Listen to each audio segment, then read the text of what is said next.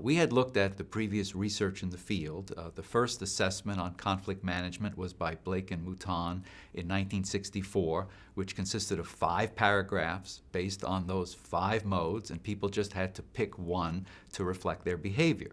A little later, people would rank order those 5 modes according to which one best reflected them. And there were 2 other assessments, one by Lawrence and Lorsch in 1967, and another one by J. Hall in 1969. But what was fascinating is the results of those 3 assessments. More than 90% of the managers said they were high on collaborating, and their lowest was avoiding. And yet, if you ask their employees or subordinates or peers, they would say, that's not how that person behaves. So we were first puzzled and said, how can it be that people respond on an assessment one way, and yet that really doesn't reflect their actual behavior? Based on instrument methodology, one of the key response biases that plagues so many self-report assessments is known as the social desirability response bias. That's a fancy term for people taking assessment and being more concerned with how they appear to themselves or others than actually measuring their behavior, their beliefs, or their personality. So people would actually take an assessment and say, whether it's conscious or not, how do I look good? How do I come out well? How do I want to appear?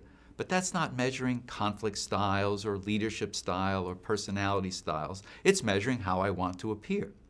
And so Ken and I, knowing the research on instrument development, decided we were going to develop the TKI to counter that.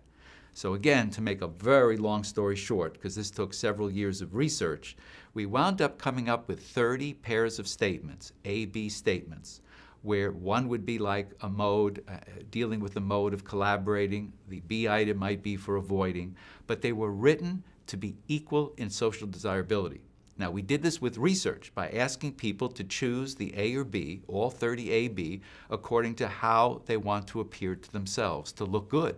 And yet it was a balance. Some people wanted to look good one way, another way. They couldn't make the distinction. And the whole premise is you have to then respond to the 30 A-B items according to how you actually behave in conflict situations, not how you want to appear to yourself or others. And when we did the research, we found that all those other 3 instruments I mentioned, more than 90% of results would be based on social desirability. Ken and I got that bias down to 17%.